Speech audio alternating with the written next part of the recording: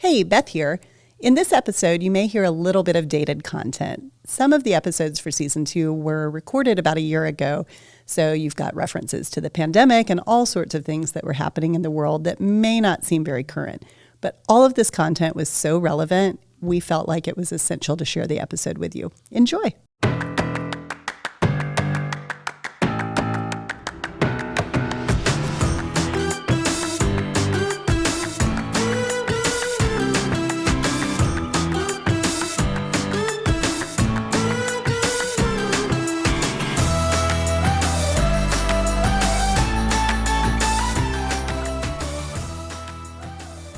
Hey, welcome to Social Proof, a podcast about influence. I'm Beth Stevens. And I'm Charlotte Bannister. We are so excited to be back. We're back.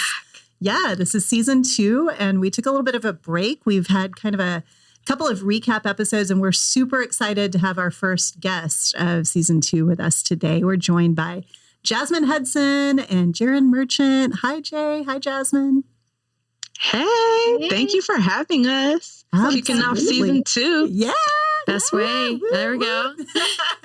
Well, it's going to be really fun. We have so much to dive into with you guys. I'm going to be challenged to keep it to our normal recording time because I have a million questions for you. So first off, let's kind of dive into who you are and what you do. I've been fortunate to know you. We have a lot of similar and overlapping friend circles here in Northwest Arkansas. So we've been bumping into each other in various capacities for years. Why don't you two start out by talking about, we'll start with you, Jasmine, and then you, Jay. Kind of what's your day job and where are you from originally? Tell us the quick version of who you are. Sure. So for me, I'm originally from Cincinnati. But I came to Arkansas through Nashville, Tennessee. So Nashville's awesome. Ohio is home. And I work for a major retailer that just so happens to be in Northwest Arkansas. You probably can triangulate that. But along with my best bud in the whole wide world, Jay, we are founders of Jazzy J NWA, where we share things to do, places to go, all things food, art, fun in Northwest Arkansas, as well as Black-owned NWA, where we share Black-owned businesses, things to do, places to go, ways to get plugged in into the Black community in the area as well. So that is what we do. I love it. That's awesome. Jay, okay, pick up the rest of that story. Okay. I'm Jay, the other half of the Jazzy J duo. I'm originally from the Virgin Islands. I came here by way of Savannah, Georgia. I am, depending on what day of the week it is, I also work at a major retailer that happens to be in Northwest Arkansas. I'm also a freelance illustrator and animator. So when I'm not doing the day job, I'm doing various projects for different companies. I've worked with Sesame Street, Disney, just to name a few. And yeah, me and my best bud are just here exploring Northwest Arkansas one day at a time. I love it. Living our best lives. Y'all really Jack of all trades. Seriously. There's so much we want to dig into there. But Jay, I don't feel like we had that conversation about the Virgin Islands. I grew up in Jamaica. How have we not had this conversation? Wow. So I'm assuming U.S. side or British? My family's from both U.S. and British, but I'm from the U.S.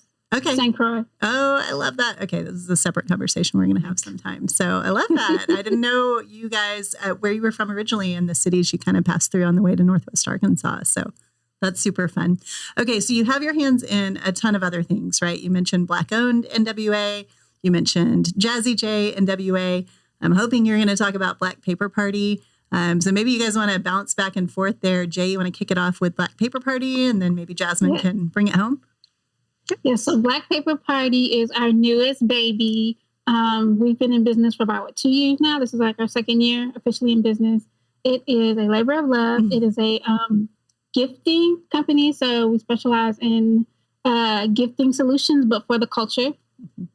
Jazz, do you want to kind of talk about like how it all like came to be? Sure. Okay. So, and yes, gifting solutions for the culture started out with strictly gift wrap, and really the idea behind the company is that all growing up, finding Black angels, Black Santa, elves, all of that. I would see it all around me when I was at home in Cincinnati. So my mom would just turn our place into just like this winter wonderland, but make it Black, right? So Wonderland Noir, if you will. So we have Black nativity scenes, all of that, right? So, and Jay, her dad, right, he would actually get figurines and paint them Black because it's so hard to find them. So when we graduated, we kind of like married up our stories and very similar lived experiences from this perspective. Growing up, having that experience, and then kind of striking out on our own, trying to recreate that experience is really impossible. Like, it's very hard. So a lot, the ultimate aunties, and we could not find anything. We cannot, unlock Max Auntie because you actually can't find Black Santas and angels. That's why, like our mothers and all of that would go out and collect these items because it's so rare and so hard to find. So that's kind of like the foundation portion of it. When Jay and I met each other in Northwest Arkansas and realized, with our powers combined, and we also have a business partner, Madia Willis, who's fantastic at sourcing and product development. We all kind of just created Black Paper Party because things like this should not be so rare. It should be accessible. It should be celebrated. And it's definitely for Black people, but it's for anyone that wants to just share diversity and inclusion within their spaces. So we're sharing Black joy and just celebrating the holiday the way that we grew up celebrating in a way that's more accessible. So we started out on like a print on demand type of platform with Zazzle because, we're just trying to figure this thing out. We're not about to invest in inventory. What? So we... I don't know if Dad said it earlier, but we both come from very large families. So Christmas for the both of us is huge. I'm one of 9. Jasmine is like one of 6, 7, 8, one of 8. So just keep going. Just keep going. So if you can imagine how many nieces and nephews we had, Christmas is huge for us. So the fact that we couldn't find anything, we were like, launch it. Your families will keep you in business. Exactly. That's and it got it was received very, very well. That's awesome. It kind of took us by surprise. We knew we were onto something, but we didn't expect it to take off as fast as it did. And because of that, in the next year, after doing the print on demand, really with a proof of concept, that's when we struck out and Madia sourced, actual manufacturers. Our gift wrap is made in USA. So super excited about that. Made in Texas. In our ornaments and our gift bags and all of that. So our very first year with direct manufacturing experience did extremely well. And now we're expanding even more so. So it's been fantastic. That is so great. And I think, it's interesting you said that because I do remember growing up in Jamaica. I mean, those things were normal. It was very easy to find, to your point, the figurines and the ornaments and so on. Obviously, I was very much the minority. But something else that you said there that I thought was interesting, Jay, was just that effort to infuse Black joy. Your illustrations are so distinctive and so joyful. We'll be sure the art is incredible. We'll share some links if that's okay. Maybe you can direct us to what's appropriate. I look at the things you share on LinkedIn, but your characters is a terrible word, but I think the characters, for lack of a better choice here, that you illustrate are so full of joy, so lifelike, and so, I think, forward-thinking. I just love seeing that come into what you're doing with Black Paper Party. And are you guys, if people want to get behind this, are you guys still fundraising was it on Kiva? So we maxed out Kiva almost immediately. So way to go. So great. If you guys aren't for the listeners out there, those that are tuning in. So Kiva is an awesome organization where essentially it's crowdfunding, but it's through a nonprofit. And the max amount you can raise is about $15,000. And what's so great about the Northwest Arkansas community is that the Walton Family Foundation matches dollar for dollar. So all we needed to raise was $7,000. She's like, if only. You gotta be keep your day job, Jasmine. Keep your day job. So, with that being said, all we had to do was raise half, and the foundation was going to match, and we'd be good. So, what's so cool is that we have about 30 days to raise the funds, or like get people to donate, right? And we raised the full amount in 3 days. I am so not surprised. Yeah, incredible. Just to show how like much needed. Yeah, people are like they really want it. Yeah. But if you are looking to invest, I will put that out there. I don't know if there was a disclaimer in an email that you guys sent out on like do not solicit. However, in order to scale, you need capital, and we are in a fundraising round. So we did not at blackpaperparty.com. We did not invite y'all because you're shy. So like that was not part of it. So okay, one more question. I promise. Then I'm going to shut up and let Shar hit some of our questions for you as well. One of the reasons I wanted to have you on, obviously, because you have charming personalities and a lot to say, but I've watched what you're doing with Jazzy J NWA through the years, and with more recently, I would say in the last couple of years with Black-owned NWA. But I think you guys have done a really good job of positioning yourselves as a resource in this community in particular. You're everywhere. You have your hands in everything. Every single weekend on your accounts, you're posting all of the activities that are happening throughout Northwest Arkansas. And so you've become this really cool resource. But more impressive is that you seem to actually go to every single event that you guys promote. And I'm like, I am high energy. How are y'all doing this? That comes from people. So at first we would just post the events and we would pick like one or two to go to because people think that this is our full-time job and it is not even close. So people started DMing us and they were like, well, if y'all not going to be there, we're not going. We were just like, and then like the venue started hitting us up and was like, we need y'all to come to this stuff because people are saying if y'all not here, they're not coming.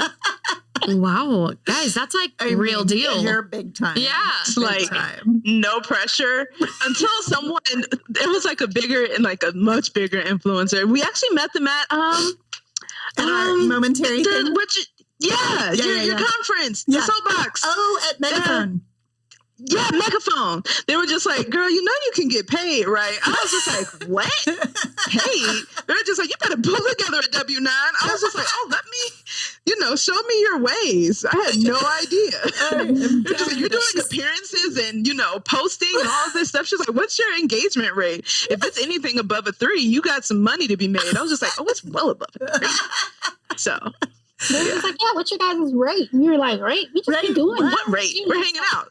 Free food. Oh my gosh. Just happy to be here. Okay, we're going to come back to that, but I'm going to that is very incredible content. I guess I feel like my answer right here is y'all's energy, but what motivates you guys? I'm just hearing all these different things. You have your hand in so many different side hustles, but then also a main hustle, but they all kind of are main hustles at this point. And just what motivates you guys each day? And what do you do in the mornings that like gets you started for your day? Love that. Jasmine, I can start with you. Are you asking like what motivates us to get out of bed? Yeah, basically. How do you arise? Please tell me, what's your alarm? Volunteer, be active in the community. Yeah, it's like, what is your why? What is your why behind everything you're involved in and what you do? And there's going to be so much laughter editing on this episode. I'm dead. It's like clean cut.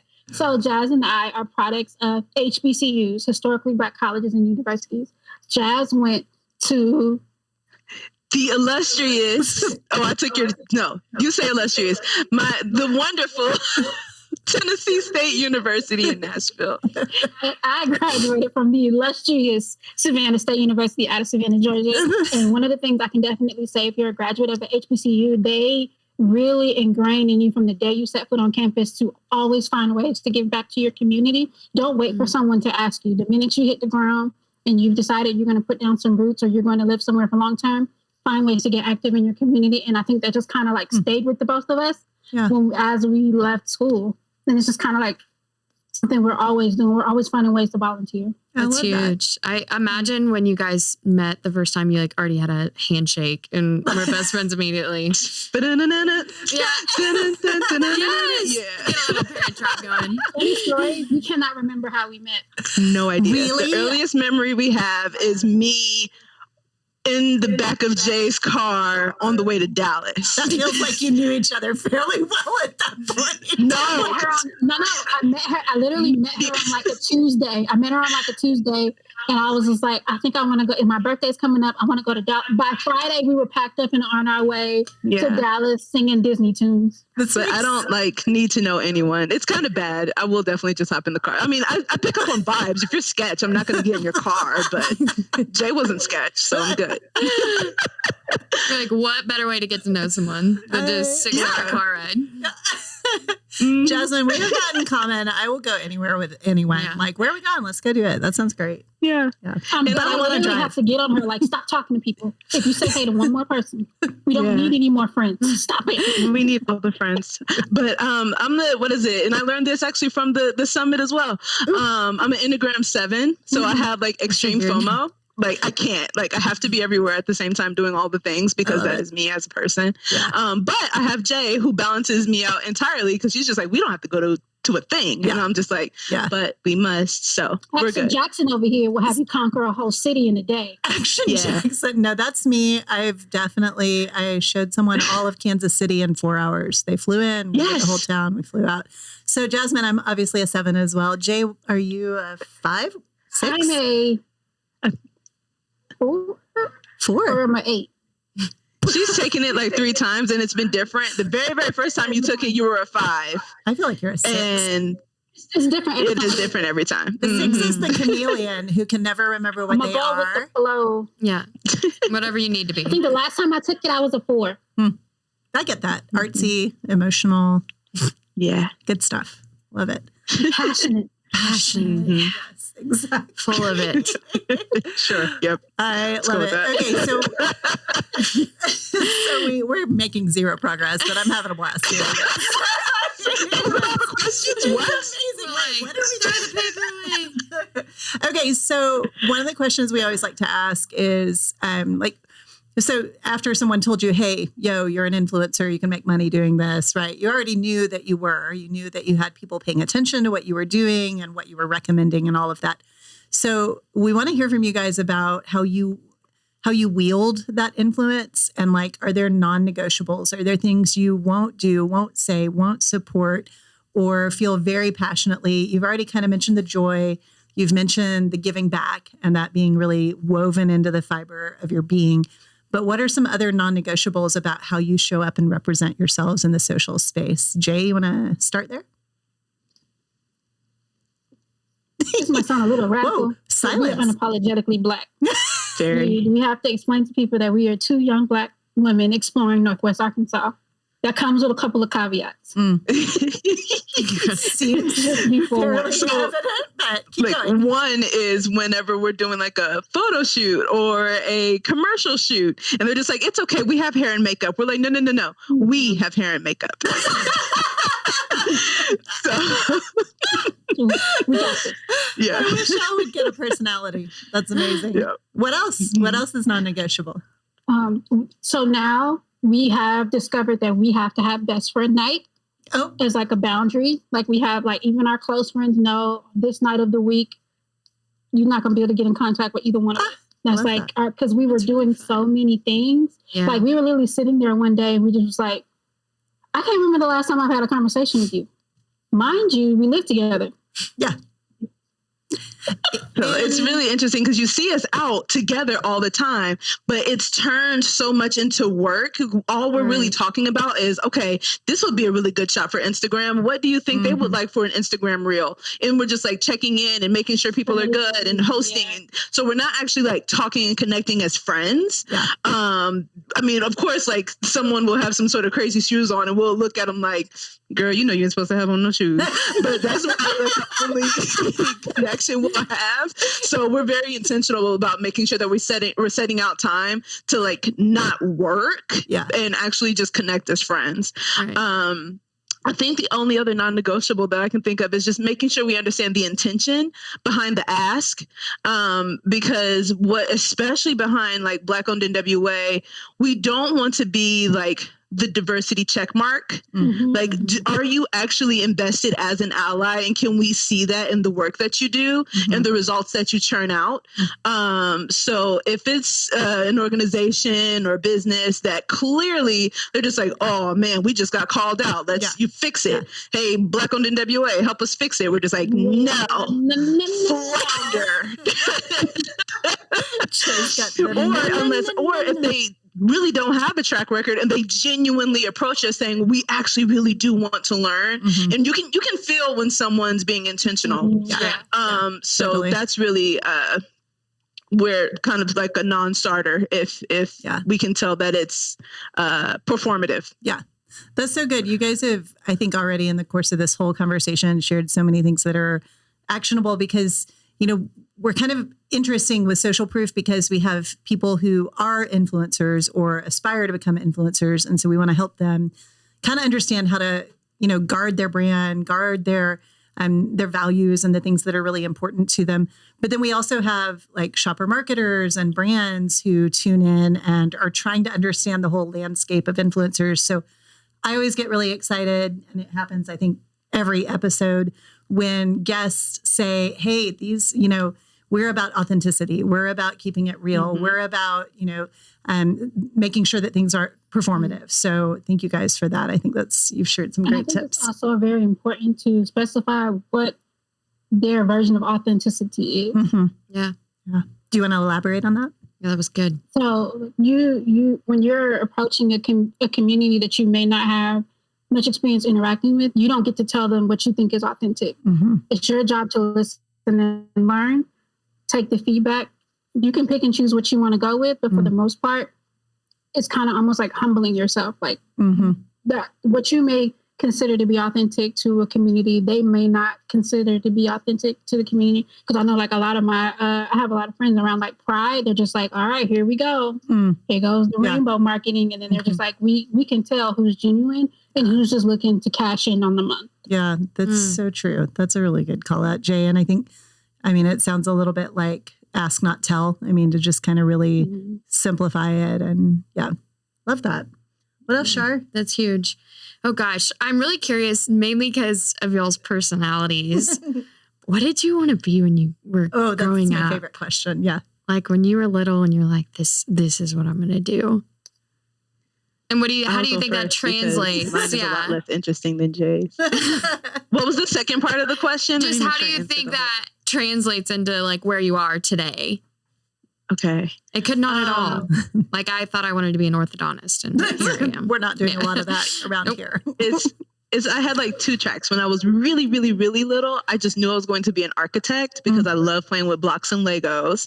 And then I found out, like I'm okay at math. But, clearly when I'm over here like $15,000 in half, that's a problem, right? So no for the architect.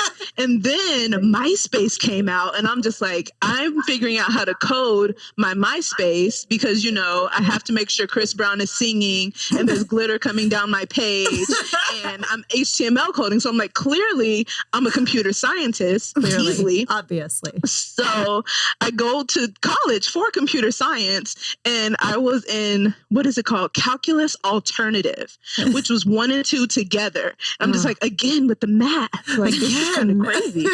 So I changed my major. What did you study? Literally because of that calculus class. That was ridiculous. So I changed to supply chain, but I thought I was going to be really technical, computer science, architect, but That's amazing. What do they say? The math ain't mathin'. So. Yeah. I think I changed my degree because of math as well. Yeah. I get it. Math is the great color for so many. I didn't know you had supply chain. That's amazing. You are in hot demand in the current and coming years. Yeah. I'm leveraging a lot of that right now in my day job. So for sure. What about you, Jay? Okay, so daughter of immigrants, of course, doctor, engineer. And I was just like, I could be a doctor. I could take care of babies. And then, I don't know, I was watching something one day and then it occurred to me, like, in order for you to see babies, they got to be sick. And I was just like, no. And then I was like, I've always liked to draw. So, like, my dad was active duty combat and he was always deployed. So whenever he deployed to a green zone, we would go with him. Whenever he deployed to a red zone, we couldn't go. So I would always, like, draw these, like the old Disney movies when they would do like the big posters, or like if you think like Aladdin, when it's like the castle and genie and all of the characters, I would draw those to scale. So I would draw those to scale and then blow them up, and then I would send them to my papa so he could like hang them up in his like barracks and stuff. And then he started to realize, like, dang, she can draw. Because at first my family was like, you ain't finna be no artist, you finna be a doctor. The closest you're gonna get to art is maybe an engineer. Stop playing. I always knew I wanted to do art, but I didn't know what I wanted to do. Right. And then I was watching, my sister was watching Disney Channel, and in between they were doing like these little shorts where different artists would come in and be like, I'm going to show you how to draw Mickey Mouse. Oh my gosh. I'm going to show you how to draw such and such. So then it was Bruce W. Smith. If you've ever heard of the Proud Family, he's the creator of the Proud Family, or like Bebe's Kids. He recently was a part of like the Hero Love short that just came out. The Emperor's New Groove had just came out, and he was like, I'm going to show you how to draw Cusco. And then I was just sitting there like, Black people be drawing. Ever since then, I was like, I'm going to figure out how to do this. Because it never, like, I've seen like Glen Keane, and like, I've seen, like, but it never occurred to me that like Black people take up space in this career path as well. Yeah. So I was just like, that's it. That's what I want to do. And I've been on like the journey ever since.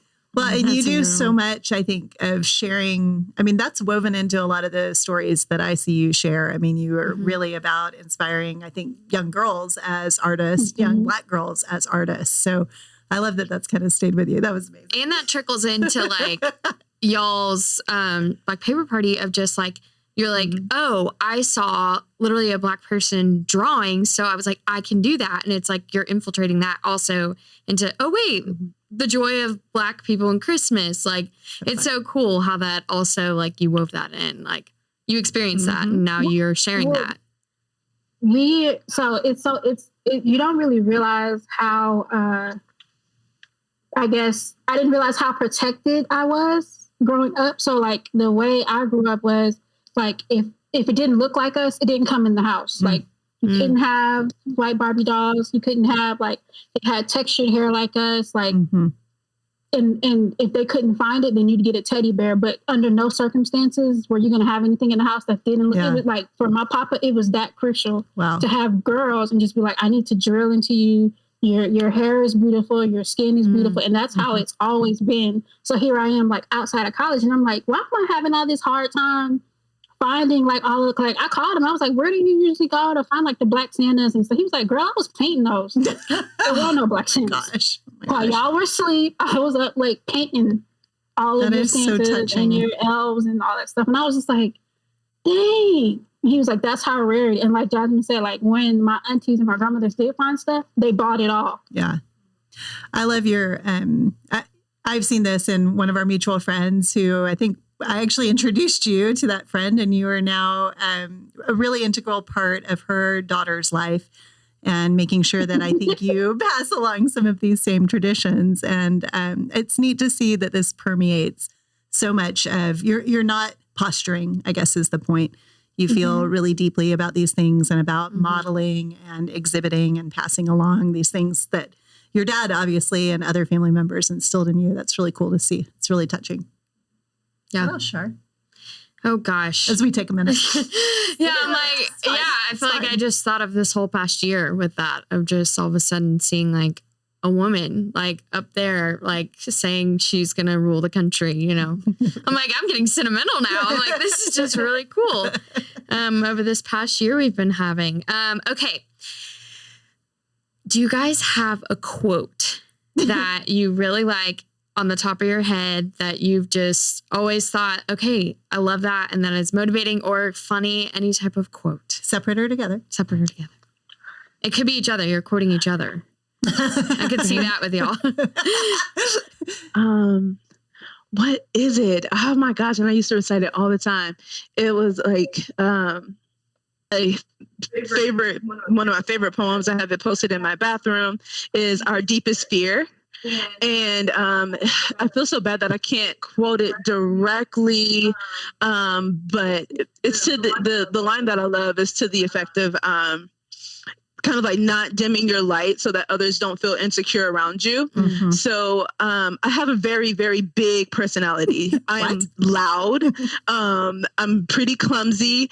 And when I walk into a room, you know it because I just don't know how to I can't sneak and do anything. Like, I'm not a sneaky person.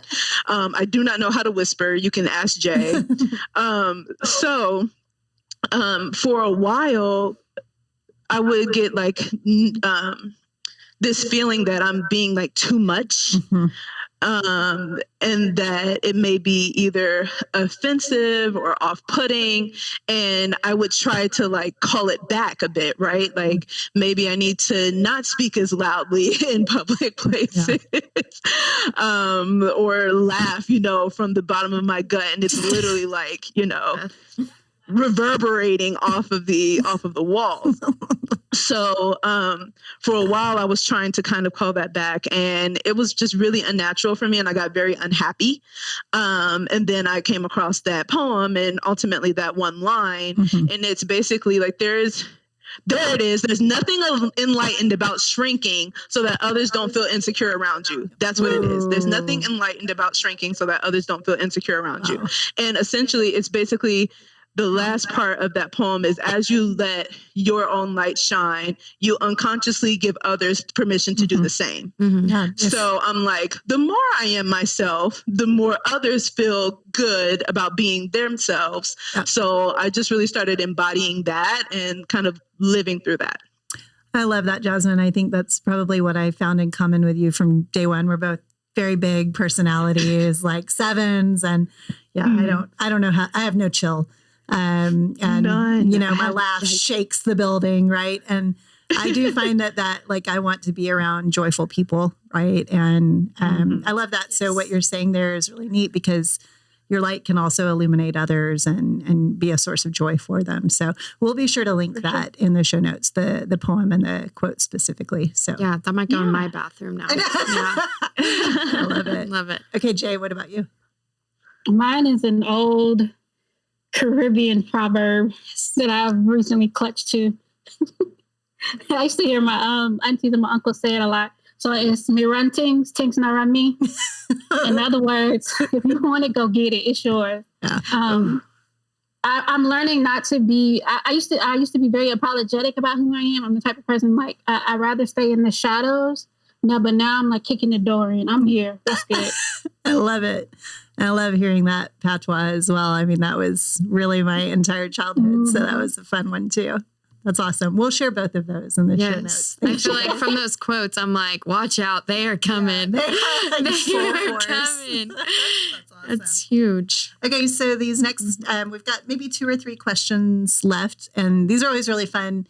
We ask you and then we participate in them as well. So we'll kind of take turns here. But the first one is, what are you consuming right now?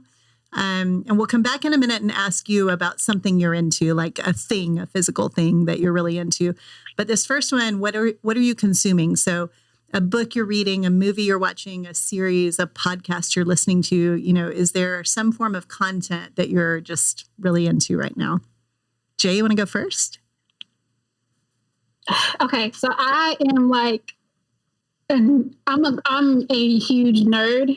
I'm a super nerd, really big into comic books, pop culture and stuff.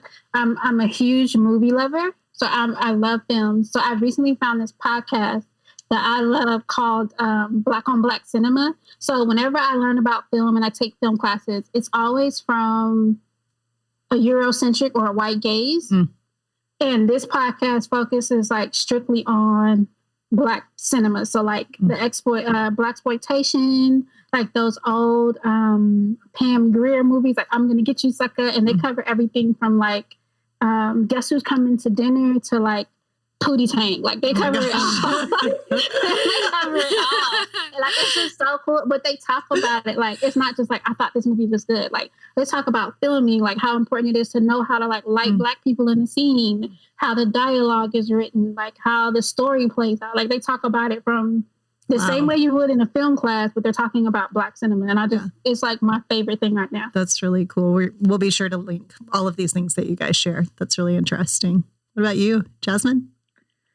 I'm a nerd on kind of like the other side, like very business nerd. Okay. So one podcast that I'm absolutely obsessed with is How I Built This with Guy Raz. Like I'm obsessed. It's and so then good. My most recent like deep dive obsession though is NFTs. So non-fungible tokens. And I can't get enough. I'm very, very intrigued. I have a very limited working knowledge of them, but every single day I'm either on Clubhouse, a podcast, some sort of chat room, Discord, something to learn more about it, because it's definitely the next big thing. And how do we get ahead of NFTs, especially with this being Black owned in WA? How do we empower the Black community and Black owned businesses to kind of get on the front end of it versus when it just completely blows out of the water and it's inaccessible. That's so interesting. And I mean, get together on Best Friend Day and swap knowledge. Oh, that's good. You're just, yeah, that's interesting. Are you ready to market your metaverse, Jasmine? I think it's nice. There's so much information to take in. So to your point, like it's virtually impossible to truly grasp it all. I love that you're diving in that much. So interesting. All right, Shar. And somehow we're best friends. We're opposite spectrum. How polar opposite we are, but when we're aligned, we're aligned. I love that. Yes. Well, I guess I'll take the title of sports nerd. I am just really sad it's over, but I have spent way too long watching every single Olympic event.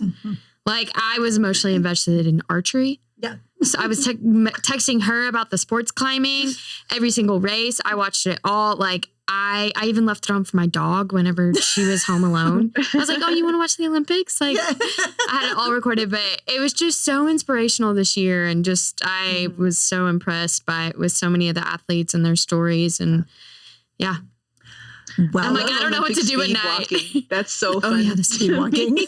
And they're like speed walking at like, what is it? If you're on like a treadmill, you're on like a 6. That's how fast he was going. But I'm just like, I would be out of breath. I'm literally dying at like a 4.5. Anyone listening, if you judge me, forgive me. But I'm that's my 4.5, and I can only go for a quick little sprint. But he is walking and power moving them hips at a 6. The hips. Get out of here. I recently saw I didn't even know it was an Olympic event, but they were like riding horses, and I just was like scrolling through my Instagram feed, and this horse was like 2-stepping. He had a whole like routine, and I was like, "Oh, this is so cool!" I know. Yeah. That's so funny. Yeah, whoever did the social for the Olympics also did great. Yeah, the 2-stepping horse. Oh my gosh. What about you? What nerd are you, Beth? Okay, well, I'm going to be a different nerd. I'll let you come back and I'll maybe share my sports thing on the what influences question. But for consuming right now, I think I'm always really geeky as well, but in a different way. I'm reading Joan Didion. The name of the book is Let Me Tell You What I Mean. And Joan Didion was a prolific writer in the 60s and 70s. She's more recently, she's just a female icon, just a really, really interesting writer through the years. She's 86 now. And she just released a collection of essays, and it really dives into some heavy topics that I won't bother to go into, but the writing is just so gorgeous and so thought-provoking. I cannot progress through this book because I keep going back and like rereading and processing. And here's my like real quick takeaway on this. So growing up, my mother was really like, you take good care of books. That's what you do. So like, I would get in trouble for dog earing my books, like turning down the page, right? To like keep my place. That's not what you do. You don't ever like over crack books open, that kind of thing. So I'm reading this book, I don't know, a week or two ago, and I'm loving it. There's so much that I want to just come back and reread and explore. And I had this urge. I was like, I want to like get my pen and mark this up. But I was like, I can't, I'm like, I'm 44 years old. I bought this book. I'm going to mark this book up. So I had this whole cathartic moment with my glass of wine on my deck, took the dust jacket off like a total rebel, like threw it aside, got my pen and started like marking up these passages. And I was like so giddy about it. And I'm looking around, I'm alone, right? And I'm like having this moment. It was so ridiculous, but I'm really enjoying the book even more now because it's all marked up. Cool. See, I want to get back to books, but lately I've had to, because I'm always doing something, I've had to do audiobooks. But it's so interesting depending on who's the for sure. The narrator. The narrator. Because I recently read, I've been reading a lot of, or listening to a lot of young adult novels, because I illustrate children's books too. And I've been kind of like being approached about like doing covers for young adult novels. So I've kind of like just been listening to them to kind of get a feel for the genre.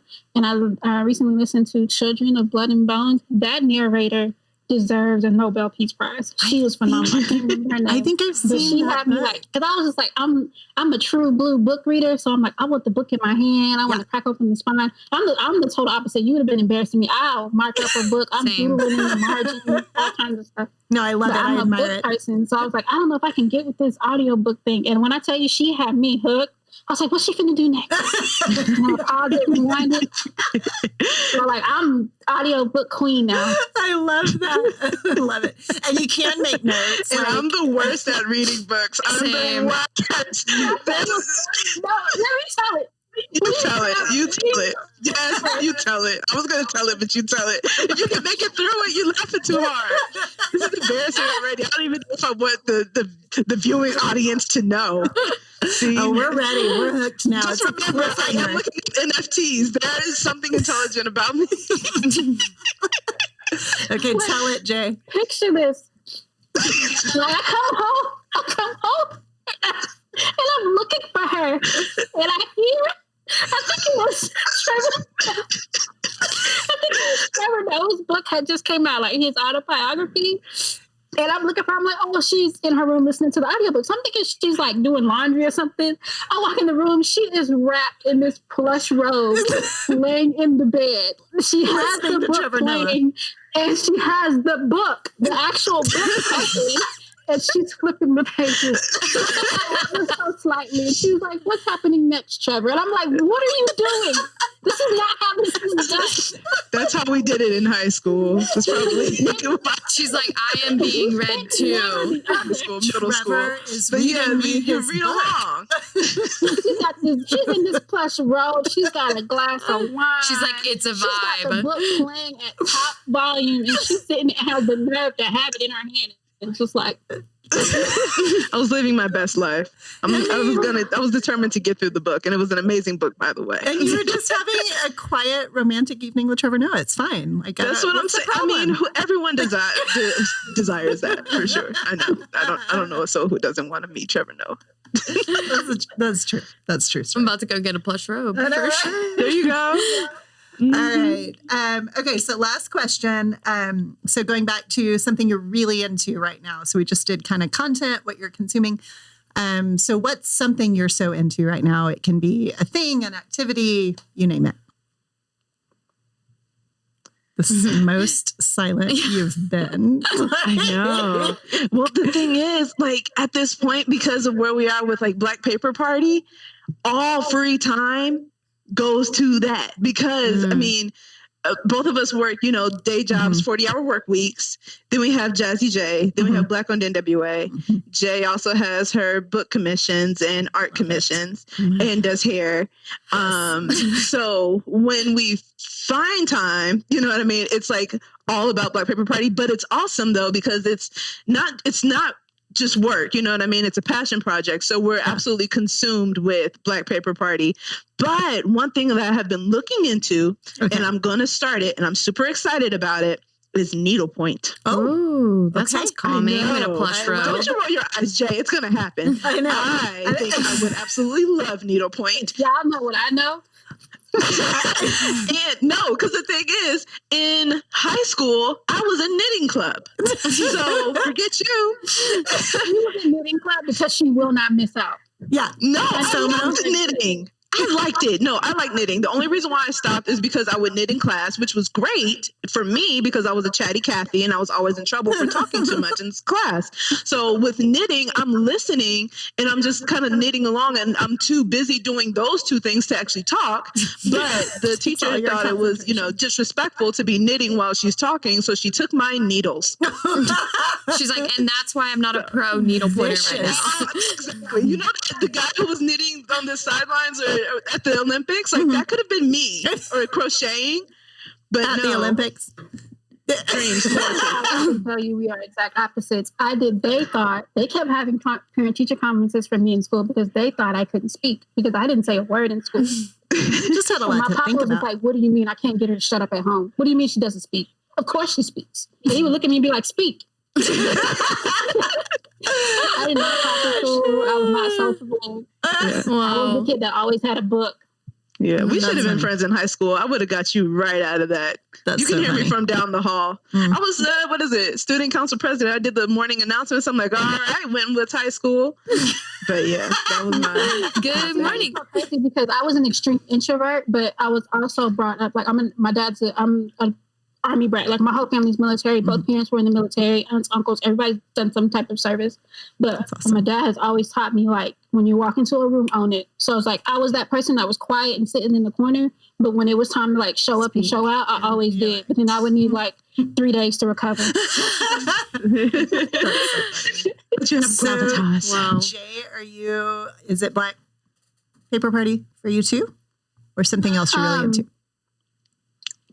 So for me, I've really been interested in figuring out, I really love what we're doing with the Black Paper Party. So now I'm trying to learn more of the business side, kind of what we do, because I'm so heavily focused on the creative side with the designs and coming up with the prints and stuff That's like that. So now I want to figure out like, how do artists get their work into like big box retailers? Because like I was having a conversation with Jasmine. I'm just like, I always walk through the kids aisle or the family aisle just to kind of see what's trending. And I'm just like, you know what you don't see? You don't see a bedspread that has a little girl with a hijab on it. Yeah. No matter where you go. Like, it doesn't matter what retail. Like, you don't see those things. Yeah. And so I'm just like, it's interesting to see what, like, young kids are gravitating towards now, like the Bratz dolls and all the different color hair. And it's just interesting to see. So I'm just like, how do you get more creative focused things that are also functional in those big box retailers? So that's cool. kind of like what I've been It's a lot of runway there.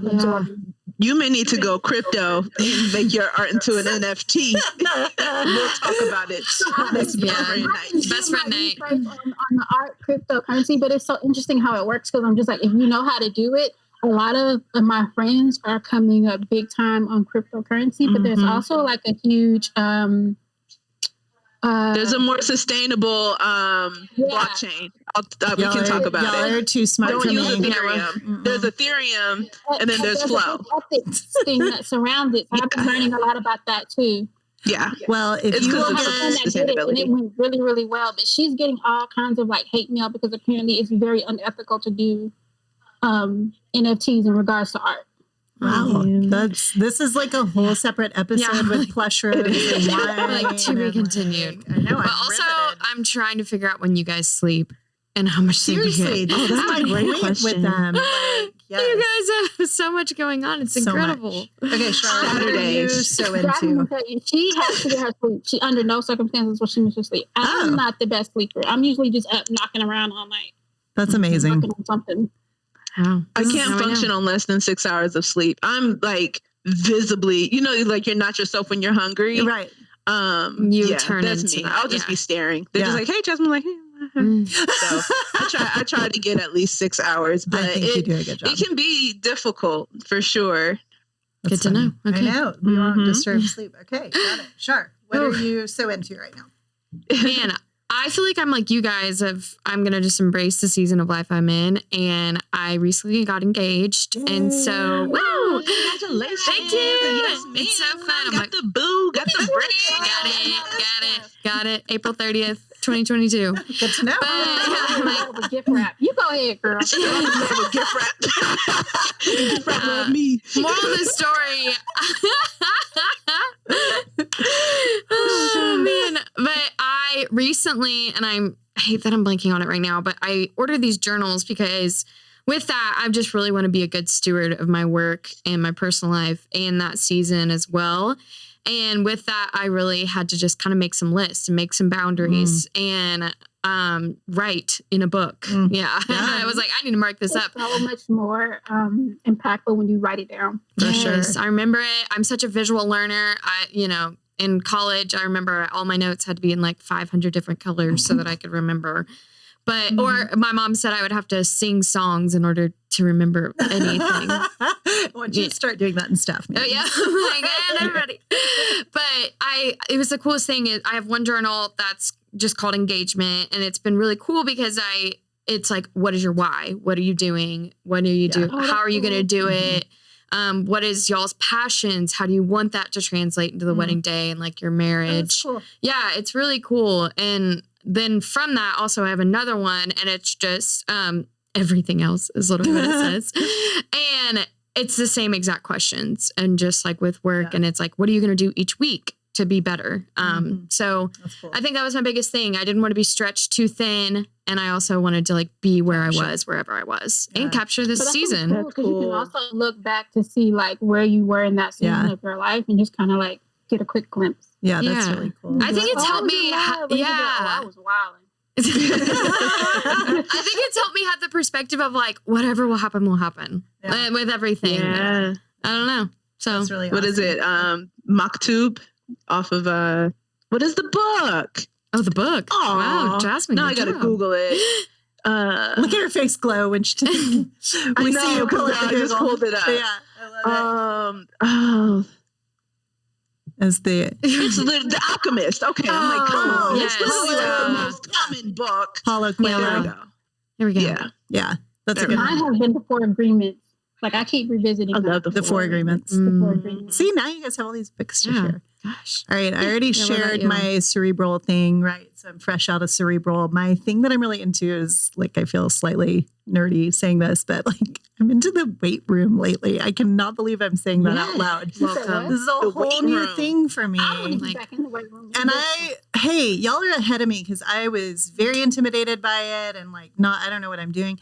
And now I genuinely am loving kind of navigating that space, and the place I go, there's hardly anyone there. So I feel like I can really just, I don't know, be alone and really be in my head and kind of figure some of this out. And I mean, again, I'm 44. I would like to develop more strength, and I'm certainly not trying to get out here and bulk up. But as I keep seeing myself get stronger, I get really excited about it. I see it in other parts of my life, and it's just been a really cool thing to know that like, I don't have to be put out to pasture. I can still, develop and grow myself at this age and beyond. So it's kind of fun. Yeah. Yeah, when I tell you my worst fear, I need to get back at the gym so I can start lifting, because literally my worst fear is getting into a situation that only requires me to lift my own body weight and I can't. Yeah. Like, what's the movie with the guy who had all the personalities? And one of the girls in the movie, like literally, the girl met her demise because she had to climb through, like, you know, the ceiling, they have the little squares. Yeah. She had to climb through the chute. He got her because she couldn't lift her own body weight. Got her. She was this big. She just didn't have the strength to like lift Oh my her. gosh. That was all she had to do was lift herself up. And she All was you had to do was lift That's yourself. gonna be me, because I just be out here eating cookies and chips all day and not lifting weights. All I have to do is hoist myself up. Oh my gosh. Okay. We have to wrap this episode because number one, it feels so bad. No. I feel so bad about all the laughter editing that's going to have to occur. Like once the laughter is cut down, it's going to go from like a 75-minute episode to like a 20-minute episode because we just sat here laughing at one another.